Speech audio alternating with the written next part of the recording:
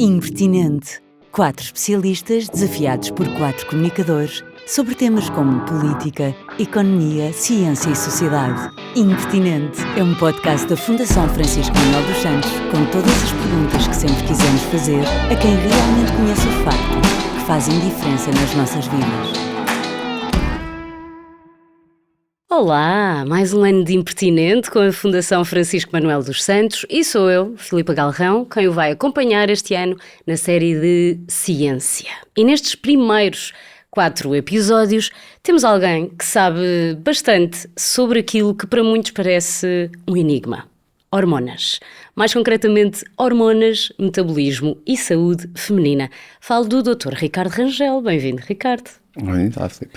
O Ricardo é médico, licenciado pela Universidade do Porto, é especialista em endocrinologia e nutrição, dedica-se a cuidar da saúde da mulher há mais de 20 anos, integra ciência e sabedoria tradicional para devolver equilíbrio ao corpo. Da fertilidade à menopausa, passando pelo intestino e chegando às hormonas. Uau! Antes de mergulharmos neste universo fascinante e que por motivos óbvios me é bastante caro, fica aqui a pergunta que não quero calar, Ricardo. Porque é que vamos falar tanto da saúde da mulher e não da do homem? Então, vamos falar mais da saúde da mulher, primeiro porque ela é mais rica, digamos assim, né? A ciclicidade. E portanto acho que pode gerar mais interesse. E no fundo essa diversidade, que eu acho que também enriquece a perspectiva, não só para além do interesse, faz com que entendamos as diferentes transições, ou seja, esta ciclicidade, como não é linear, faz com que haja períodos de transição e essa transição entendida faz perceber o ciclo anterior e o seguinte. Os homens é um bocadinho diferente, não é? Portanto, os homens são lineares. Esta interpretação pode ser um bocado perigosa, mas podemos dizer que hormonalmente, sim, e consequentemente em termos comportamentais também. Porque é que a mulher não pode ser abordada como este modelo linear? É porque é cíclico, sim, mas muitas vezes é isso que acontece efetivamente na medicina, não é? Certo. Acho que hoje estamos aqui a assistir a uma transição, hoje, nos últimos anos, e acho que isso também se prende muito com o facto de, até há poucas décadas atrás, a medicina, assim como outras áreas da sociedade, ser representada pelos homens. E, portanto, mesmo que os homens estudem muito bem a fisiologia feminina, é diferente de serem mulheres a estudar a sua própria fisiologia e entender a fisiologia, claro, da mulher que se apresenta à frente. Então eu acho que essa limitação, quer queiramos, quer não, acaba por trazer consequências não só para a abordagem, assim como para a valorização de queixas, de alterações, de validação de sintomas. Sim, que tendemos a não colocar na caixinha do tão grave ou do vou despender tanto tempo assim a ouvir e vou colocar numa coisa, isso passa, ou se calhar não é tão importante assim. E que hoje em dia estamos, felizmente, a olhar com outros olhos, estamos a valorizar e a explorar causas para depois poder oferecer ferramentas e planos de solução. Ou seja, durante muito tempo a medicina foi pensada a partir do corpo masculino, não é? E depois adaptava-se mais ou menos ali ao feminino, até se assumia muito que a grande diferença seria nós termos útero e ovários, não é? E ficava por aí. O ciclo não era interpretado como algo que implicasse grandes mudanças ou grandes estudos, possivelmente. Certo. Era isso.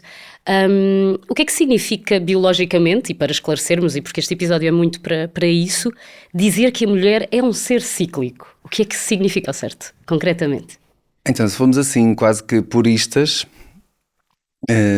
esse conceito de ser cíclico tem muito a ver com a própria ciclicidade comportamental e física associada à limitação que está por trás, ou seja, quem condiciona essa ciclicidade ser uma ciclicidade hormonal. Os grandes atores que estão por trás, que são as hormonas, acabam por ter este papel. E as hormonas têm esse papel fascinante, não é? Podia estar aqui a puxar a brasa à minha sardinha e posso puxar. Claro que sim. Que é o facto das hormonas serem essa ponte incrível entre o físico e o emocional. Não é? São micromoléculas que nós produzimos nas nossas fábricas internas, não é? Nas nossas glândulas, seja uma tiroide, seja um pâncreas, seja um ovário, um testículo, uma suprarrenal, por aí fora, e que têm imensas funções das quais estão dependentes E, portanto, essas hormonas vão acabar por trazer várias alterações, se estão demasiado elevadas ou se não estão demasiado elevadas, se estão ajudadas ou não, físicas e comportamentais. As físicas eu sinto que é aquilo que nós habitualmente mais conversamos, mas eu acho que estamos a transitar para o entendimento comportamental e o impacto mais subtil dessas moléculas incríveis, que não é só o engorda, emagrece. E também não são coisas más, não é? Porque quando se fala de hormonas parece que é sempre para dizer que algo está mal, não é? E não que funcionam como algo que pode funcionar a nosso favor, lá está. Certo, sobretudo quando falamos de comportamento, não é?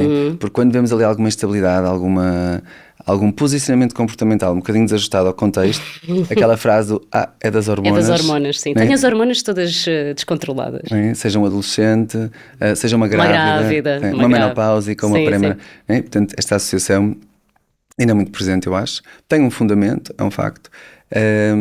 Mas é também importante entender que se aquele desequilíbrio é demasiado desajustado, então é porque existe ali alguma questão mais biológica ou mais fisiológica que também pode ser trabalhada e pode ser uma oportunidade.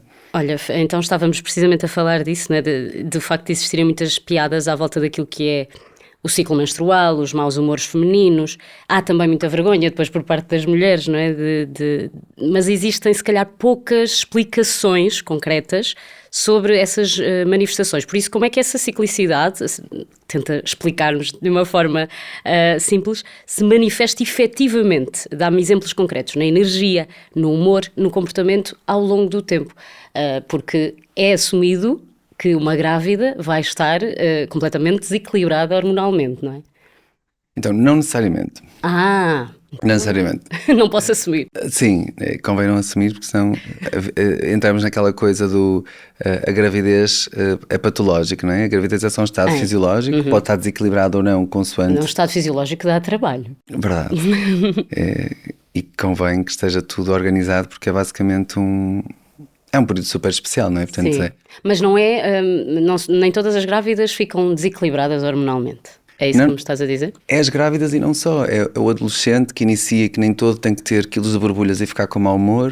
É a menopausa que não tem que ficar sempre num desvairio, não é? Numa desorganização. Portanto, isso tem muito a ver com se eu vou concorrer a uma transição hormonal um pouco mais abrupta do que a dança mensal, que podemos depois falar um bocadinho também sobre isso. Sim. Quanto melhor preparado eu estiver, quanto mais bem organizado estiver o meu sistema físico, e isso é importante, depois falamos ou pensarmos sempre nos nutrientes, né? Os nossos operários internos, que estão lá com várias funções associadas, e as outras hormonas de suporte, porque as hormonas depois trabalham sozinhas, não é? Tu podes ter um estrogênio organizado e que facilmente se desorganiza se a tiroide não estiver no sítio ou se a insulinoresistência ou um desajuste da insulina, digamos assim, estiver presente. Portanto, depois elas acabam por se influenciar. Mas de uma forma simplificada se eu vou concorrer para uma flutuação hormonal rapidamente, uma entrada na adolescência, uma gravidez ou um pós-parto ou uma perimenopausa, quanto melhor preparado eu tiver, à partida mais suave vai ser essa transição e muitas vezes não tem que ser carregada de sintomas que muitas vezes trazemos este rótulo social de das hormonas. Tá? Ok, tem que haver aqui um pré-treino, quase como se fôssemos correr uma maratona, não é? Já sabemos que vai acontecer, não é? Vamos entrar naquela fase, então temos que nos preparar para isso, a vários níveis. Na prática, Filipe, isso é linear a tudo, não é? Ou seja, eu sinto muitas vezes que existe uma consciência para nos prepararmos para um conjunto de coisas, não é? Preparamos para um exame, preparamos para um parto, preparamos, para uma mudança de casa, mas não nos preparamos para transições fisiológicas, não é? Então, eu acho que temos que destrabalhar esta visão que eu acho que ainda está muito presente de uma medicina emergencista, só vou lá quando o problema apita, quando a queixa está presente. Não, eu já sei que vou entrar num desafio, eu vou me preparar, se eu já sei que quero correr a maratona Preparar-nos para a saúde e não tanto para a doença, não é? Se calhar é isso que está a faltar. E basicamente vai ser mais suave. Só que das duas uma, ou eu tenho esta consciência, esta informação e vou antecipadamente de uma forma madura tratar disso, ou então tenho um desconhecimento profundo e só vou estar desperto quando tenho uma dor, quando tenho um desconforto, quando estou desajustado. E já vai ser mais difícil ajustar. tendencialmente sim, mas impossível não. Né? E, portanto, é um desafio e não ficar no refém do desafio em si, ou seja, entender que há, acima de tudo, olhar para o desafio, o desequilíbrio, a doença, não como uma dor de fado, de destino. Sim, que tem que se suportar, não é? Mas uma proposta. Né? Eu costumo dizer, tipo, olha, tendencialmente, de uma forma geral, claro, depois não podemos estar aqui a generalizar, sim, mas a doença vem para nos defender de alguma forma, vem para estar do nosso lado, ou seja, vem dizer basicamente, olha, em frente não será um bom caminho, vira para a esquerda, vira para a direita, porque não vai ser muito sustentável. Pronto. E nós temos duas opções, ou ouvimos e vamos tentar virar à esquerda ou à direita, e estamos disponíveis e com vontade e numa fase da vida disponíveis para isso, ou então vamos pôr a música do carro um bocadinho mais alta, vamos sedando para o abismo. E tomar um medicamento para dormir e tomar um medicamento para a dor de cabeça e depois mais à frente vamos ter um desafio maior para resolver. Certo. Ao longo do ciclo menstrual, o que é que muda, e mais uma vez quero que me traduzas aqui para o dia-a-dia, o que é que muda realmente no corpo da mulher e o que é que o corpo está a comunicar em cada fase do ciclo? Estamos a falar da idade fértil, não é? Portanto, do ciclo menstrual, que nos livros estará assim dos 28 dias, mas que pode ir para mais dos 21, 25, pode ir até aos 35 aceitamos. E que pode mudar também ao longo da vida, não é? Certo, e não só. Não é? Se a mulher teve um mês desafiante, a menstruação a seguir pode ser diferente.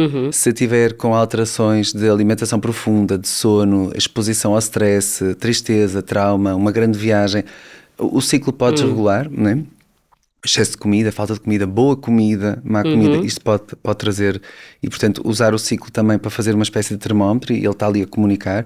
Às vezes não temos essa literacia para perceber o que é que quer dizer aquela menstruação diferente, a dor que aconteceu, o fluxo que aumentou, que diminuiu, a cor que mudou, os coágulos que estavam presentes e que deixaram de estar. Bem, eu sinto que todas as mulheres deviam ter uma agendazinha para apontar tudo isso diariamente. Era tão mais fácil. Sim. E ajudava muito porque permite fazer aquela coisa, ok, então aconteceu isto tem a ver com isto, então da próxima vez, mesmo que eu me repita, ligar os pontos, eu tenho o descanso de saber que há ali uma explicação e não ficar naquele sistema de alerta. Mas pronto, se nós simplificarmos, nós conseguimos como que dividir o ciclo em 3 fases, de acordo com o predomínio ou a ausência de uma hormona feminina, digamos assim. Então, se nós vimos de forma muito simples um ciclo com estrogénios e progesterona, que são as duas hormonas femininas, certo? Sim, podemos dizer, há mais, não é? Porque a testosterona as mulheres também têm. As principais. Pronto, mas dizemos assim aquelas mais clássicas de uma forma simplificada. Então nós temos uma fase do ciclo, logo a seguir à menstruação, onde vai haver um predomínio mais do estrogênio, a caminhar para a ovulação. Depois há uma transição para uma fase seguinte em que se vão trocar, portanto o estrogênio desce um bocadinho e deixa que a protagonista seja a progesterona. Certo. E depois a progesterona fica um bocadinho ali no palco, o estrogênio um bocadinho atrás, até que vão as duas embora e fecham-se as cortinas para dar a menstruação. Pronto. Então, se nós entendemos que existem estas 3 fases, e depois podemos falar um bocadinho sobre o que é que cada uma destas hormonas traz para o corpo e para a mente, para perceber estas diferenças, nós percebemos que há aqui 3 pontos assinaláveis, não é? E portanto, depois nós entendemos que as hormonas fazem esta ponte magnífica entre o físico e o emocional, nós vamos perceber que temos aqui 3 mini cenários, digamos que mensais, físicos e emocionais. Bem, é claro que a mulher muda bastante ao longo do mês, não é? Não somos a mesma pessoa no dia 1 que somos no dia 20 e por aí fora. Então vamos lá falar dessas hormonas femininas, não é? Os mensageiros, mensageiros químicos, que funções-chave regulam o estrogênio e a progesterona no corpo da mulher? Olha, então podemos dividir aqui assim de uma forma simplificada em termos físicos. Os estrogénios têm vários papéis. Assim, de uma forma maioritária, os estrogénios são lubrificadores por natureza, tá? Seja vaginais, seja das articulações, seja das mucosas, nariz, olhos, boca, ânus, né? Pele, por aí fora. Traz elasticidade, é um protetor de ossos, né? Permite alimentar tecido mamário também, para além de toda a parte reprodutiva em si, de preparação do endométrio para... por outro lado, a progesterona tem sobretudo um comportamento mais impactante em termos anti-inflamatórios, regulação do sono, uma espécie de calma, digamos assim, tem algum apoio também na parte mamária e traz a parte da descamação do útero quando não acontece gravidez, mas quando acontece gravidez dá um suporte. Exatamente, de implantação. Em termos comportamentais, o estrogênio trabalha sobretudo um neurotransmissor que é a serotonina, que é um neurotransmissor, digamos, de bem-estar, de satisfação, felicidade, de uma forma habitual de dizer. E em segundo lugar, a dopamina, que está associada a uma ação, a um ímpeto de fazer algo. A progesterona, digamos que é um modulador do GABA, que é assim, eu costumo chamar o neurotransmissor em falta quando estamos de pavio curto, que é um sedativo, portanto o GABA frena-nos um pouco, deixa-nos pensar nas coisas, faz com que não disparemos à primeira e traz-nos um certo sossego, uma certa calma.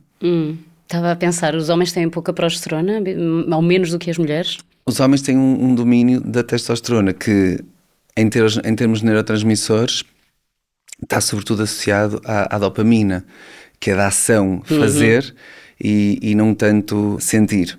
Portanto, haver mais uma representação. As mulheres, curiosamente, também têm ali uma fase do ciclo, que é junto à ovulação, em que há um mini pico de testosterona e, portanto, com um aumento de líbido, né? uma partida para a ação ali junto à ovulação e, portanto, não devemos também esquecer. E depois a terceira fase, que é aquela em que não temos nenhum, né? Em que temos, mas numa forma muito residual, ou seja, há ali um pequeno período, que é junto ali da menstruação, em que há uma descida grande dos estrogénios e da progesterona e, portanto... E é aí que está tudo mal, não é? No mundo, para as mulheres. É assim, se estivermos fisiologicamente equilibrados, essa descida é suave. Ou seja, a pessoa percebe que quase que tem que ir para um recolhimento, né? Percebe que não está para o mundo. Mas é a famosa TPM, certo? De forma desajustada, sim. Pode, se ajustar... aquilo que conhecemos como o que é a TPM pode não existir daquela forma. Se não estiver desajustada, a pessoa pode perfeitamente notar que há uma diferença, mas ou seja, a pessoa não está com uma vontade de comunicar, de interagir, de partir para a ação, de criar processos. É uma fase de recolhimento mesmo. Sim, mas essa fase de recolhimento pode ser vivida de uma forma suave, se a pessoa estiver equilibrada, ou em extremo vai estar em repulsa, portanto vai estar em conflito, que é eu quero ir para o recolhimento, mas não sei, e portanto eu vou-me pôr em conflito com tudo que está à volta, de forma que quem me rodeia me vai obrigar a recolher. Mas às vezes não tem a ver com não sei, ou é mesmo não posso, a sociedade não me deixa, o trabalho não me permite, os filhos não querem que eu recolha, não é? Às vezes o problema é o contexto e não propriamente a fase hormonal da mulher, certo? Isso. Há ali algumas limitações que não nos podemos esquecer, mas aquilo que pudermos fazer, não é? Tipo, ou seja, sobretudo pessoas que têm um grande desajuste nessa fase de descida das duas hormonas, estratégias como comer a horas, estratégias como não fazer as grandes viagens, estratégias como não ficar a trabalhar até mais tarde, estratégias como comer no horário certo e fazer as refeições ajustadas àquela fase. Não fazer desportos excessivos nessa fase. E com os alimentos certos também, não é? Agora estavas a falar disso, porque essas hormonas também estão presentes na alimentação, não é? Por isso também pode-se fazer uma espécie de suplementação através dos alimentos nessa fase? Então, na alimentação elas não estão propriamente presentes. Nós podemos ter alguns precursores ou algumas moléculas que podem trabalhar os receptores, sim. Mas podemos trabalhar de alguma forma o nosso metabolismo por forma a garantir que o nosso estado nutricional garanta que essa dança se faça o mais equilibrado possível e ao mesmo tempo também não nos pormos a jeito de criar uma necessidade excessiva de nutrientes pelo estilo de vida que temos, sobretudo para o inflamatório, que vai fazer com que eu esteja sempre ali mais no limite. Portanto, entre este jogo de entrada e de saída, eu deveria procurar ter sempre aqui uma conta, pelo menos, ligeiramente positiva. Então não devemos comer muitos gelados nessa fase, embora seja aquilo que o corpo nos está a pedir, por exemplo. Sim, normalmente temos uma maior dificuldade de digestão. A nossa absorção de nutrientes é um pouco comprometida, portanto devemos ter, eu costumo dizer, devemos ter refeições abebezadas, tá? Não ter refeições frias, não ter assim muita coisa difícil de digerir, muita coisa crua, muita coisa pesada. Umas papas, umas sopas. Refeições mais leves, mais aquecidas, eventualmente mais separadas para não ter uma grande quantidade idealmente em horários certos. Sim, diz. Ia dizer o dormir e o acordar. Sim. Não ter esta coisa de achar que o sono é o que sobra, sabes? Esta coisa de, dar importância ao sono. E isso também varia ao longo do ciclo? Também. Imagina, na fase em que temos a progesterona à frente do palco, ela é um grande auxiliar de sono e, portanto, por aí é muito fácil ouvirmos dizer que nessa fase do ciclo as mulheres dormem melhor, ou quando por alguma questão nós fazemos uma reposição hormonal com auxiliares hormonais e damos progesterona, a mulher nota perfeitamente essa diferença.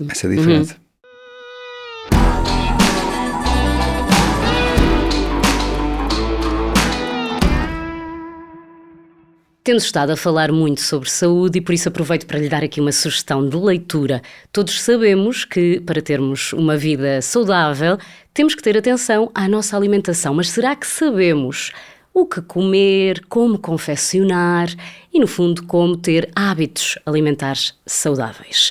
Por isso, o ensaio Literacia Alimentar, Decisão Informada, da Fundação Francisco Manuel dos Santos, dá-lhe todas as respostas. É um livro para saborear, digerir e está disponível em ffms.pt.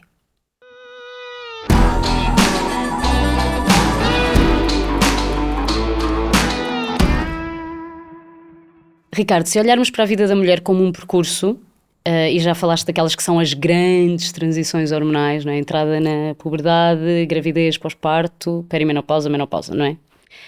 O que é que muda em cada uma delas? O que é que muda drasticamente em cada uma delas? Olha, para ter assim uma resposta certa e acertada, ia dar uma resposta bastante longa, mas assim para entendermos, imagina, no caso da menopausa, as pessoas acham que toda a gente vai acabar por aumentar o peso, mas não é verdade. Ai, não? Tens pessoas que ficam com um peso muito abaixo do que costumavam ter. Não é a maioria, mas existe. Assim como tu vês adolescentes que podem aumentar bastante o peso, não é? E outras raparigas adolescentes que o peso não mexe quase nada e vão ficar com acne incrível, e umas raparigas vão ter um peito com super desenvolvimento e outras... Então, assim, de uma forma simplificada, eu diria que estas duas hormonas, tanto a progesterona como os estrogénios, alteram imensas coisas no corpo, além da parte comportamental que nós falamos. Mas há duas áreas que claramente há uma turbulência grande e depois, mediante a nossa predisposição genética de cada um, vai um caminho. Uma delas é a imunidade, tá? E nós sabemos hoje que as hormonas sexuais têm um impacto grande na alteração imunitária e, portanto, não só no sistema imunitário para defender-me de bactérias e vírus, mas também para doenças autoimunes, tá? E, portanto, pessoas que têm alguma predisposição podem, com algum comportamento mais pró-inflamatório, acender um gene que está ali, mas também a insulinoresistência, tá? E a insulinoresistência, que muitas vezes conhecemos associados a diabetes ou não diabetes, ela pode trabalhar outras alterações no corpo. Ela pode simplesmente ser responsável por termos acne ou não, pode ser responsável por ter um padrão de colesterol alterado ou não, pode ser responsável por ter um ácido úrico alterado ou não, e claro, uma gestão de peso mais central ou menos central por aí fora. Portanto, a disposição do corpo em termos de massa, estas alterações secundárias à insulinoresistência ou insulinosensibilidade mediante o jogo. Porque enquanto o estrogénio é mais insulinosensibilizador, a progesterona faz um jogo contrário e, portanto, eu vou ver como é que cada um depois joga este jogo mediante a sua genética e os seus receptores. Eu também vou ter aqui um papel importante na parte imunológica. Estava aqui a pensar, falavas da predisposição genética, que é sempre, deixa as pessoas um bocadinho, às vezes, a pensar, ok, se a minha mãe passou por isto, então eu vou passar desta forma, mas isso também não é necessariamente assim. Mas talvez dê para antecipar, visto que há essa predisposição genética a influenciar tanto alguns desses sintomas e desses problemas que podem vir, não é? Essa pergunta é ótima porque ela é libertadora. Libertadora no sentido em que muitas vezes nós vivemos essa prisão da genética da família e é importante porque ela basicamente condiciona-nos de alguma forma. Sim. Mas não é determinista. Hoje em dia sabemos que a maior parte das doenças crónicas, e quando dizemos maior parte estamos a dizer para lá de 80% a 90%, tem um papel muito mais diretamente associado ao comportamento do que à genética. Então a genética é o tamanho do copo. Passar o copo ou sujar a mesa com líquido tem a ver com o comportamento. Então Certo. tu podes herdar um copo muito pequenino, mas se fores muito cuidadosa, ele nunca transborda. Podes herdar um copo gigante e de má gestão, ele transbordar muito cedo. Eu adorei essa analogia, mesmo. Então, no fundo, és tu que decides o que é que tu fazes com a genética. Agora, claro que há genética, não é? Tipo, podes ter aqui algumas alterações que são muito, muito pesadas. Sim. E que cedo se vão manifestar, e quanto mais cedo, à partida, maior o peso da genética. Mas tudo isto que acaba por acontecer numa fase muito mais tardia tem a ver com o nosso comportamento. O desafio é que hoje em dia estamos com comportamentos muito desafiantes para o nosso metabolismo desde muito cedo. Tais como? Tais como a nossa alimentação, as nossas escolhas alimentares versus aquilo que é não alimentação. Não é? Tu hoje entras num supermercado, num sítio onde tens oferta alimentícia e a quantidade de coisas que tu as compras e que atrás diz a palavra ingredientes, se diz ingredientes é porque não vem diretamente da natureza. Não é? Se tu compras um pacote de cenouras, atrás não vai dizer... Se vier só umas cenouras num saco, não é? Não diz ingrediente de cenoura. Sim. É? Portanto, e isto começa com meio ano, com um ano, dentro do útero da mãe, com aquilo que a mãe já come. Então, pronto, tem-se tornado assim um desafio. Agora eu acho que estamos a começar a virar, ou seja, as consequências já estão tão à nossa frente que eu acho que estamos a começar a entrar noutra fase, que é, calma, isto não é só boato, não é só moda de isto tem comunicação. consequências graves para todos nós, sim. Falavas em pesado e eu aqui a pensar no rótulo pesado da menopausa, não é? Que tantas vezes é vista como uma sentença para as mulheres que já estão nessa fase ou que hão de chegar a essa fase. É importante explicar que não devemos olhar para a menopausa como uma falência do corpo, certo? Havemos de falar da menopausa nos outros episódios, mas queria só que deixasses aqui esta nota introdutória ao tema da menopausa, porque não é uma sentença, é uma fase de transição, certo? Isso. E vamos dizer isto todos em mantra, se faz favor. E vamos repetir. Por ser libertador também e por... E por ser verdade? Sim, e porque imagina, tipo, é condenar uma quantidade de anos da vida, né? Tipo, e pôr ali um rótulo. E os anos anteriores, estar ali a viver uma ansiedade Sim, porque está quase a chegar. Pronto. Então, muito aquilo que falamos, a menopausa deverá preparar-se, sim, tal como as outras coisas. E, portanto, tal como a gravidez. Por exemplo. Só não temos que fazer uma mala para a maternidade. Certo. E não achar que é o fim do mundo, né? Não vou preparar para um apocalipse antecipado. 2, perceber que o grande desafio que pode acontecer às vezes, e não sempre, porque há um grupo muito grande de mulheres em que a transição é perfeitamente pacífica e a coisa principal que acontece é a ausência da menstruação de forma definitiva, sem outros sintomas do apocalipse. Temos dados disso? Percentagens? Não te consigo dizer. Okay. Mas na minha prática clínica eu posso dizer que, não te vou dizer 50%, mas posso dizer que uns bons 30%, sim. Assintomático. Sim, mas o que acontece é que estes 30 também podem ser um bocado enviesados, porque normalmente são mulheres que à partida já vêm numa fase de quererem preparar-se, ou seja, quererem perceber o que é que vai acontecer. Sim, total. Tá? E tu vês perfeitamente isso. Uma mulher com um fígado gordo, que tenha uma insulinoresistência, que tenha uma tiroide desequilibrada, vai ter uma transição muito mais atribulada. Né? Déficits de nutrientes super frequentes não vão ter a estrutura de suporte, a base, né? Tipo a matéria-prima, para que depois se possa fazer.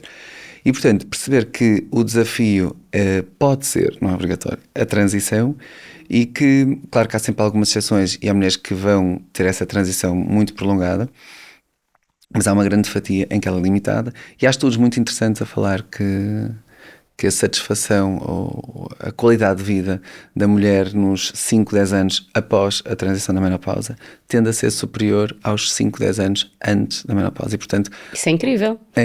Ou seja, perceber que a partir dali não é sempre a descer, ou seja, poderá haver um desafio limitado no tempo, há sempre exceções, mas, ou seja, entender que é um desafio que tem um início, um meio e um fim. Depois de ultrapassado, tudo poderá correr bem. E isso é importante esclarecer, porque uma das coisas que eu mais sinto é e agora vem a menopausa, portanto, a partir de agora, olha, vou só sobreviver. Sim. Já não sou fértil, já não sirvo para nada. Sim, pois, porque está muito aliado a essa... Agora disse a frase e pensei, quantas vezes eu já ouvi, não é? A mulher deixa de ser fértil, deixa de ser objeto de desejo, por assim dizer, e quase que perde validação. Isso. Deixa de ser válida. Não é isso que acontece. O que é, afinal, um desequilíbrio hormonal e porquê é que o problema raramente é apenas a hormona? Já falámos aqui um bocadinho disto, não é? A questão do contexto. Mas parece que é sempre muito mais fácil culpar as hormonas. Mais fácil, mais rápido, mais mais toda a gente assim entende e deixa-me em paz. Certo. Então, o desequilíbrio hormonal, independentemente de hormonas, se estamos aqui a falar de hormonas sexuais ou não, porque há muitas outras, significa que para um determinado tempo, uma determinada altura, o meu corpo está desajustado ou incapaz de responder à quantidade certa que é necessário para uma adaptação às necessidades daquele momento com aquela hormona, né? Por definição. E essa desadaptação pode ser a mais ou a menos. Né? Não tem necessariamente que ser a menos, que eu acho que tendemos a achar que é um déficit sempre. Mas às vezes também posso ter hormona a mais. Certo. Né? Portanto, estar desequilibrado.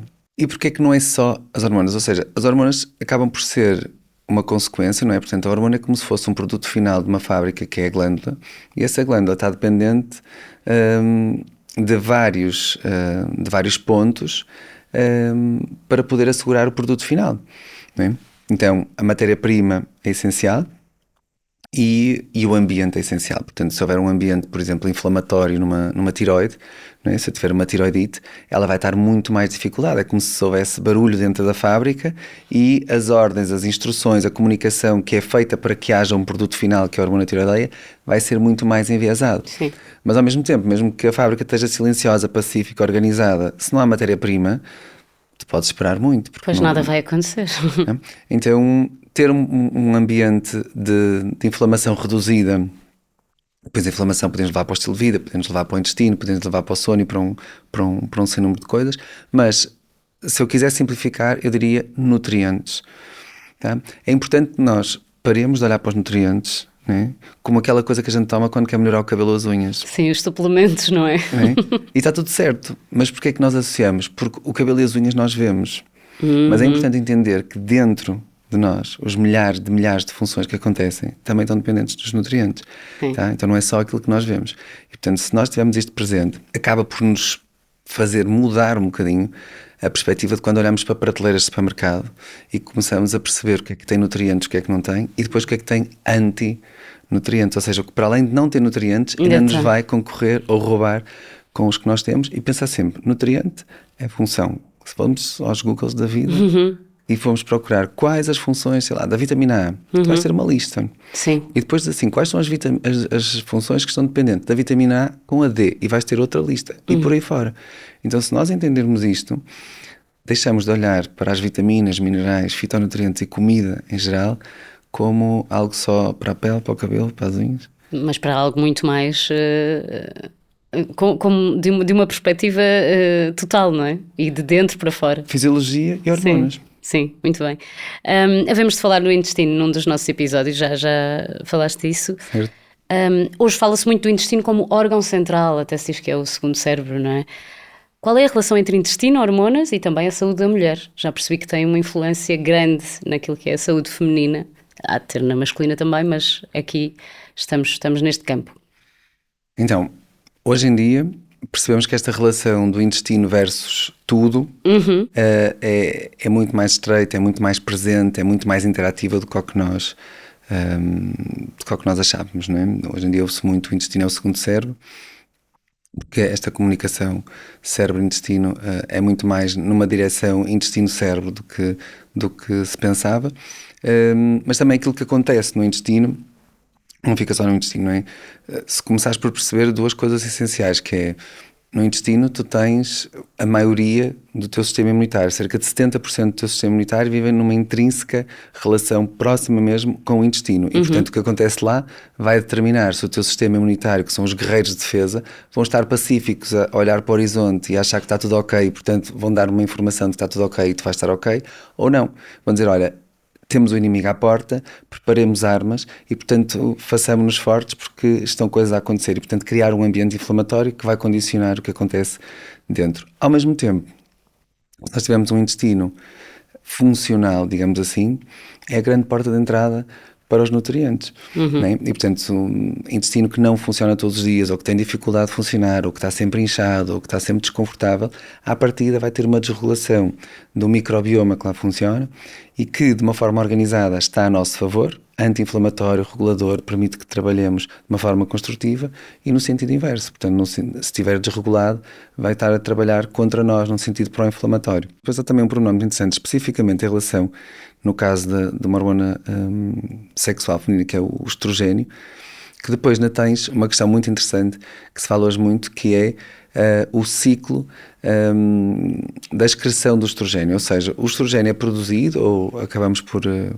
adquiri-lo de uma forma sintética, ele tem que passar as vias de metabolismo e depois tem que ser excretado via fígado versus intestino. E se o meu intestino funcionar de forma, ok, eu consigo fazer esta excreção do estrogênio, o estrogênio acaba por ter ali uma maneira de equilibrar os seus níveis. Se o meu intestino não estiver a funcionar ok, este processo de detoxificação acaba por ser prejudicado. Há uma reabsorção. Vamos ter estrogênio a mais. E depois isso pode comprometer o tamanho do meu endométrio, pode comprometer a minha insulina resistência ou não, pode comprometer quistes mamários, pode comprometer o humor, né? Porque o estrogênio a mais também pode trazer aqui um estado letárgico, pró-depressivo, mais confuso mental, mais associado aqui a um brain fog, a uma dificuldade de acordar de manhã, a uma necessidade assim de um cafezinho extra, né? Porque é tal história, nós falamos muitas vezes do a menos, sim, mas o a mais também pode ser aqui prejudicial. Um tema, portanto... Eu continuo a pensar na tal agenda que todas devíamos ter, em que devíamos anotar tudo isso diariamente. Ricardo, o que é que muda clínica, mas também pessoalmente, quando uma mulher aprende a compreender isso, a ler os sinais do próprio corpo, a escrevê-los numa agenda, por exemplo? Eu acho que muda tudo, Filipe. Eu acho que muda tudo porque, assim, se nós olharmos de uma forma simplificada, né, quando nós dizemos que a pessoa tem saúde ou procura saúde, no fundo a pessoa está a procurar o quê? Está a procurar liberdade. Porque se não tens saúde, tu não podes fazer o que tu queres. Estás sempre condicionada. Né? Então, se tu tens essas ferramentas contigo, né, tu basicamente estás a trabalhar para a tua liberdade, o teu empowerment, conheceres-te, saberes que hoje eu não estou ok, sim, mas tem a ver com esta decisão, com esta coisa que eu fiz ontem, ou com este mês que foi assim, ou com este comportamento que eu tive de uma forma desajustada. Portanto, eu estou a ver a consequência. Está tudo certo, não consegui fazer melhor, mas não vou ficar em pânico e não vou procurar ajuda de 10 mil pessoas e vou achar que está o fim do mundo ou começar a tomar um conjunto de coisas para tapar aquele sintoma. Quando eu entendo, relaxo com ele e a seguir corrijo-me. Portanto, eu acho que os sintomas até nos dizem como é que devemos proceder, não é? Muitas vezes. Isso, no fundo, é devolver o poder à pessoa. Exato, não é? Portanto, sim. O corpo diz-nos e nós... Portanto, no fundo, é trabalhar para ter liberdade. Eu acho que ficamos com esta nota final, Ricardo. Obrigada. Foram muitas as ferramentas conceptuais para este tema tão importante. Eu acho que construímos aqui um bom mapa deste sistema cíclico e dinâmico que é o corpo feminino.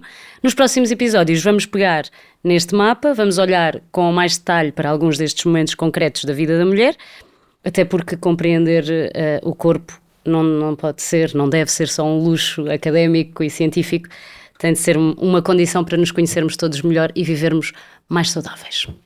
Obrigada. Obrigado. Impertinente. Quando há factos, há argumentos. Um podcast disponível em ffms.pt e nas plataformas habituais.